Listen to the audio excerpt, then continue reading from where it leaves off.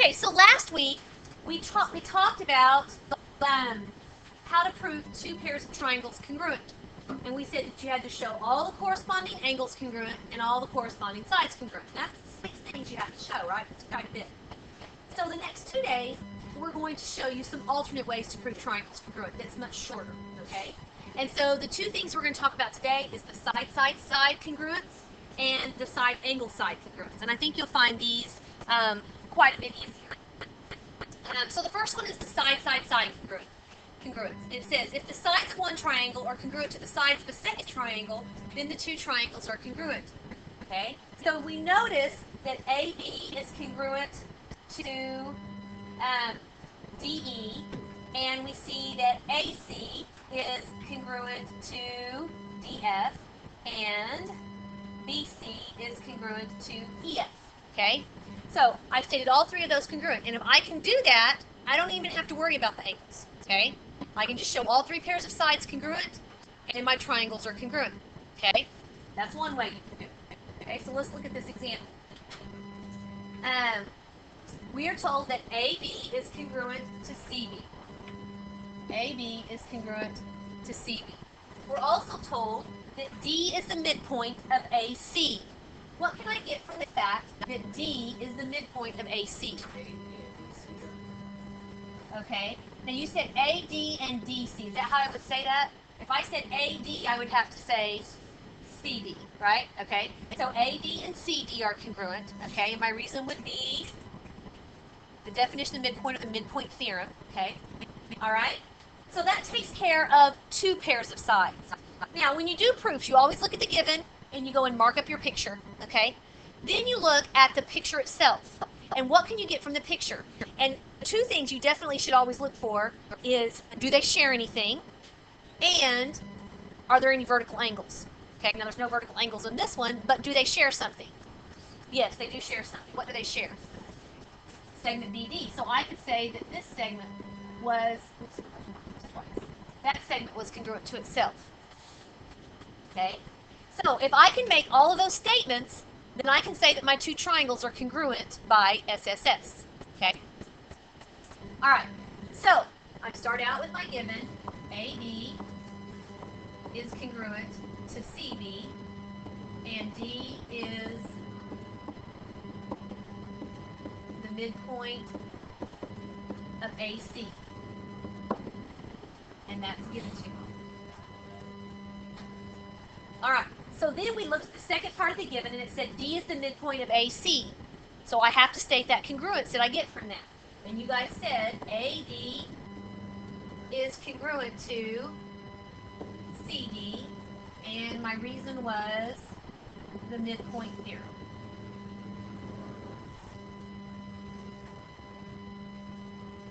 And then we noticed that they shared that side BD. Okay? And so I would say that BD is congruent to, and I would go ahead and do BD in this case. BD is congruent to BD. And what reason do I use for that? Reflexive.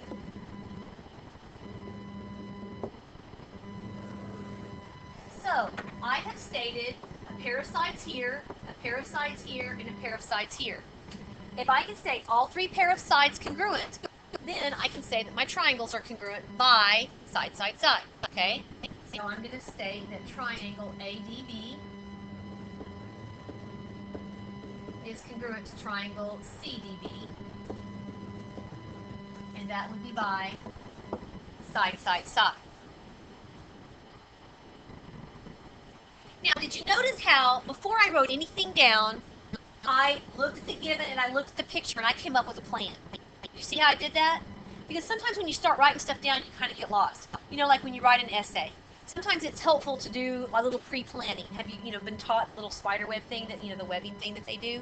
Well, it's kind of the same thing with the proof. You got to kind of get a plan in your mind before you start writing stuff down. Okay? And so that's what I did, is I looked at the given, I marked my picture up, then I looked at the picture. Remember, I told you, look for vertical angles, look to see if they share anything, and then I go from there. Okay? Now, what if I change this problem just a little bit? Let's say that instead of instead of proving the triangle's congruent, I want to prove that angle A was congruent to angle C.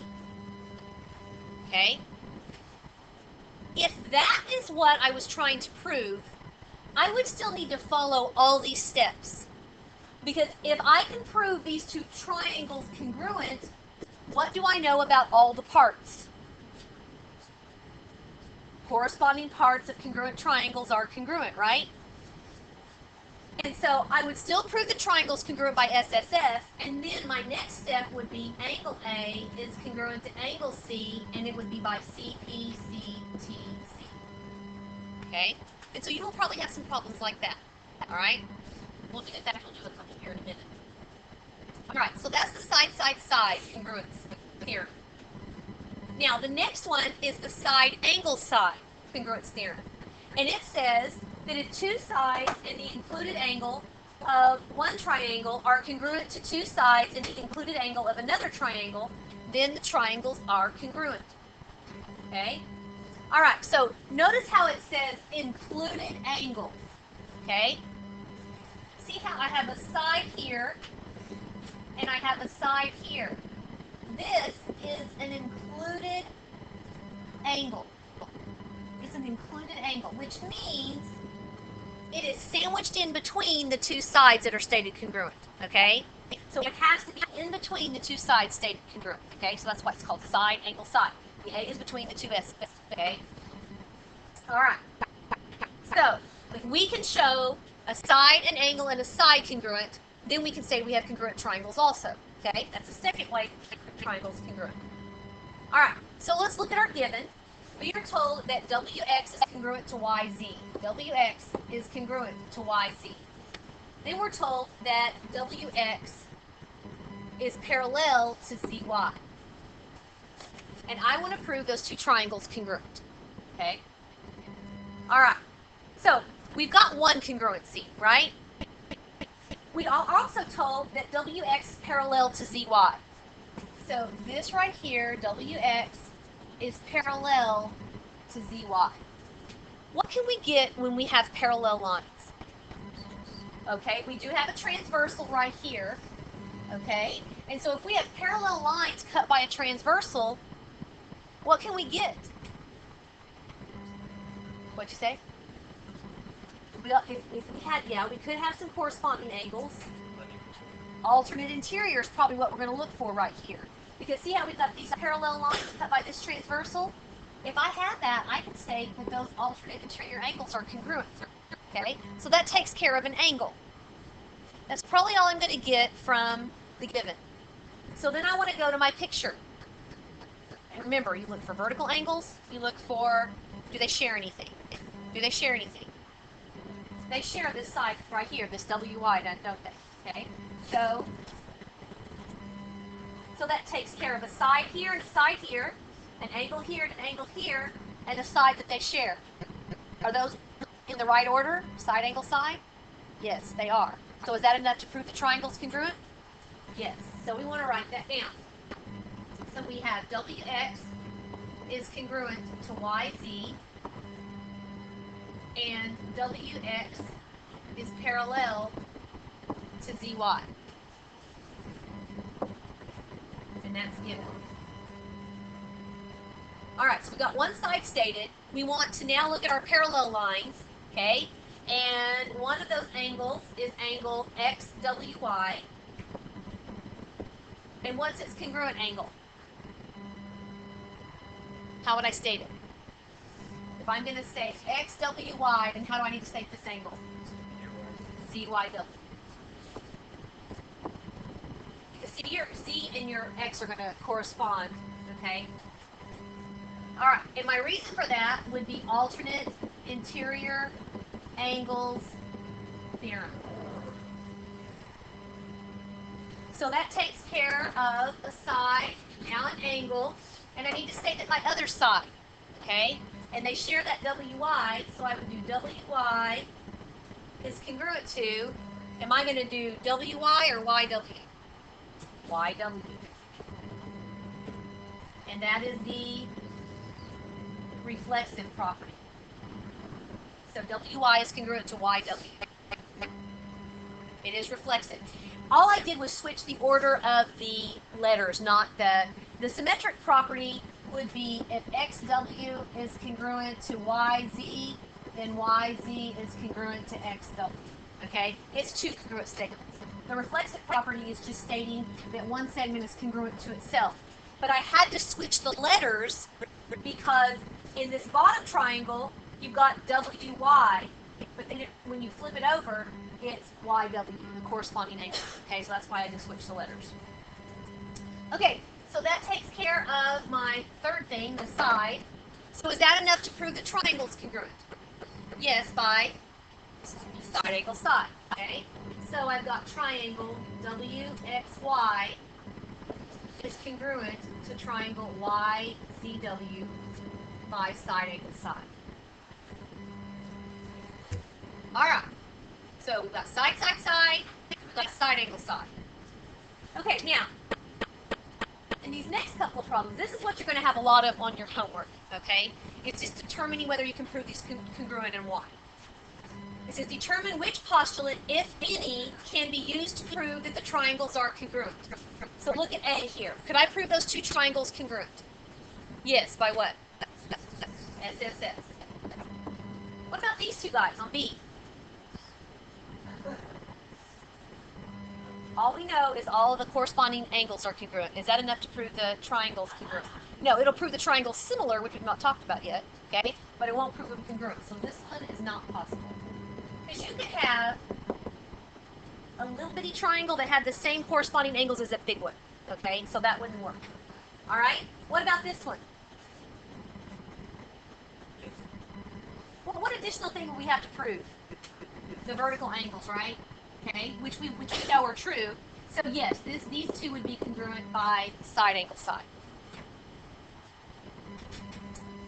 Okay, so let's look at this next one. It says VR is perpendicular to RS, UT is perpendicular to SU. What happens when you have perpendicular lines? You get a right angle, okay? And what do we know about right angles? We do not know that they're 90 degrees, which is helpful. But what else? What theorem did we learn that said all right angles are, I heard somebody say that.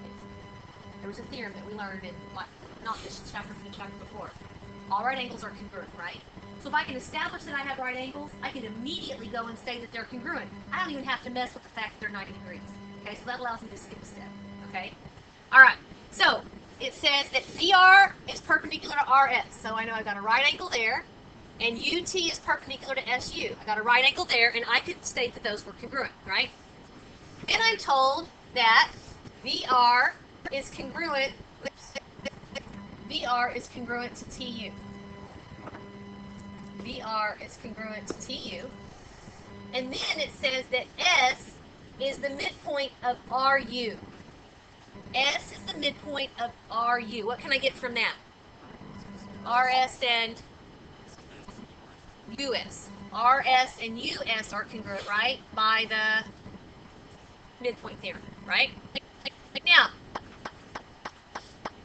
what I'm trying to prove, though, is that this right here is congruent to that. Okay, I'm trying to prove that VS and TS are congruent. What am I going to have to do first before I can prove those two segments congruent? State the triangles congruent. So if I can prove the triangles are congruent, then I can say the parts are congruent by CPCTC. Corresponding parts of congruent triangles are congruent. All right. Do I have enough to prove the triangles congruent? Yes, by side angle side. Okay, so let's write it all down. Okay. All right. VR is perpendicular to RS. UT is perpendicular to SU. VR is congruent to TU. And S is the midpoint of RU.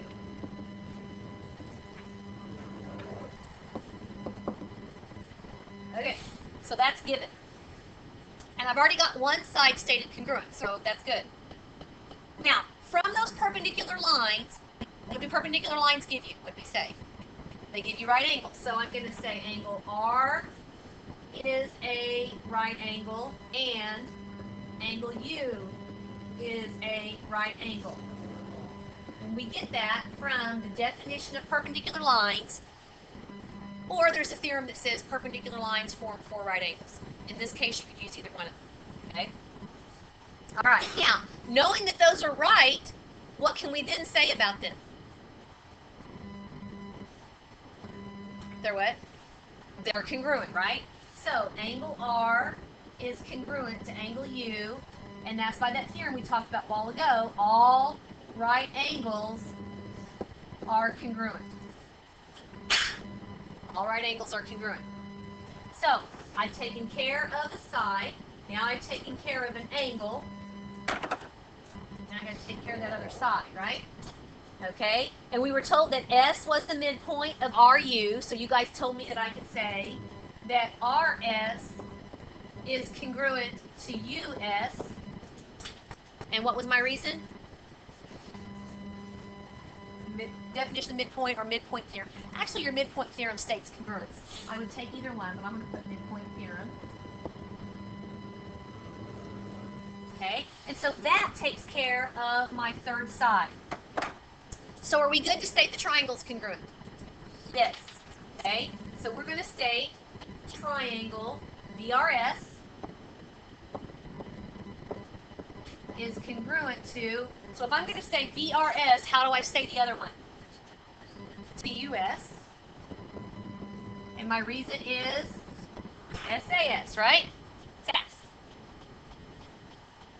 Okay. But I'm trying to prove VS is congruent to TS. Can I do that now? Yes, by what? VS is congruent to TS by CPCTC. Lots of acronyms, right? That's why it's important to know what they stand for, huh? Okay. Questions on what I did there? Okay, I've got one more. We are given that ML is congruent to PL. NL bisects angle MLP. So ML is congruent to PL. Okay. Then it says NL bisects MLP, angle MLP.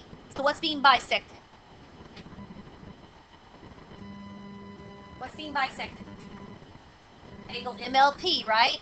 So you come up here to MLP, and what's it doing to it when it bisects it? Makes it into two congruent parts, correct? It doesn't do anything to the opposite side. It's only bisecting the angle, okay? So NL is bisecting the angle, so it makes those two parts congruent. So there's my second congruency, right? Okay, but what am I trying to prove? I'm trying to prove these two segments, MN, right here, is congruent to PN. That's what I'm trying to prove. MN and PN, or NM and NP are congruent. Okay? What's going to have to happen here before I can state those congruent? Again, we're going to get our triangles congruent, and then we can say that the parts are congruent by CPCTC. So I'm given a pair of sides. I deducted the angles. What else can I get from the picture? They share that LN, don't they? Okay, they share that LN. And so if I state that's congruent to itself, then I can prove the triangle is congruent by what? SAS, and then those parts are congruent by CPCTC. Okay, good. So we get ML is congruent to PL, and NL bisects angle MLP. That's given. All right. So from the second part of the given, NL bisects MLP, I can state that angle MLN is congruent to, how would I state the other angle? PLN, angle PLN. And what's my reason there? Okay, definition of angle bisector. Okay, so I've taken care of a side, an angle. What's my third side? What? LN. So if I said LN is congruent to, how would I state LN? Okay, and that is what property? Reflexive. So that takes care of the third part. So then I can say that the triangles are congruent. So if I said triangle MLN is congruent to, how would I state the other one? PLN, triangle PLN, and that's by SAS. And so then I can say that NM is congruent to NP by CPCTC.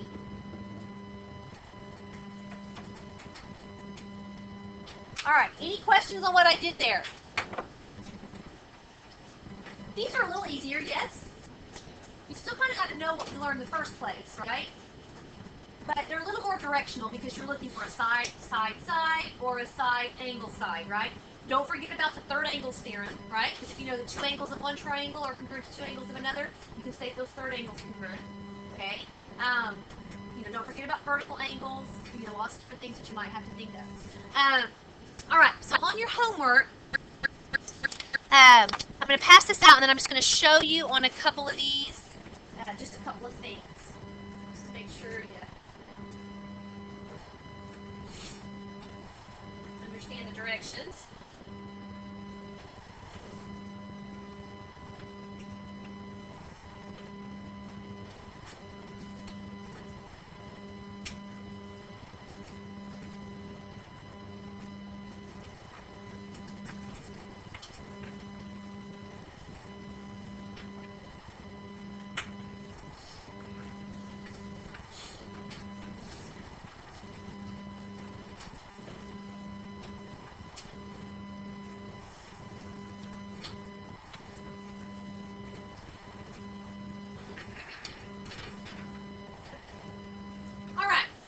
Real quickly,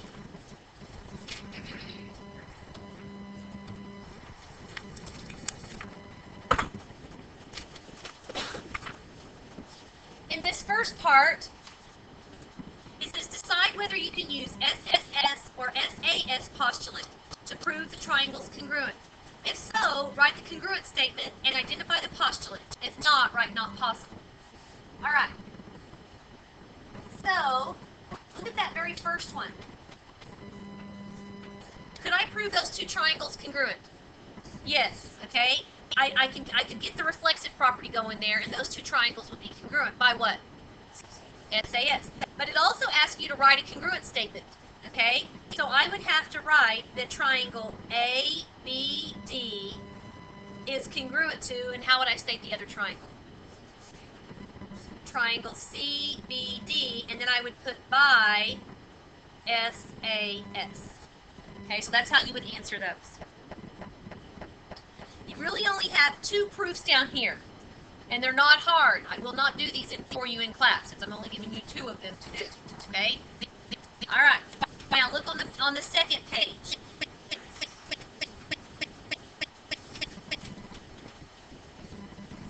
On these, you're just going to look, and you're going to determine whether or not you can prove these congruent. Could these two triangles be proved congruent? Yes. Again, I could do the reflexive here. Okay? And so how would I prove those congruent? SAS. Okay? Then turn it over. It says state what additional information is required in order to know that the triangles are congruent for the reason given. So on this one, let's look at number 18. Okay? Look at number 18. They want us to prove this by SSS. Okay? Well, I can see that they share this side, right? But I'm going to go ahead and state that XZ is congruent to XZ, right? Even though we can get that from the picture, I'm going to go ahead and state it. That would be by the reflexive property. But what additional thing here would need to be given or proved? Well, now, JY is not a line segment. So I would just have to state the congruent segments. What would those be? JZ is congruent to YZ. And that's really the additional information that would be needed. Because the first part I can get from the picture, but I want you to go ahead and state that. Because in a proof, even though you can get it from the picture, it still has to be stated. Okay? All right, and then they want to know what additional information would have to be there in order to use SSS. Yes.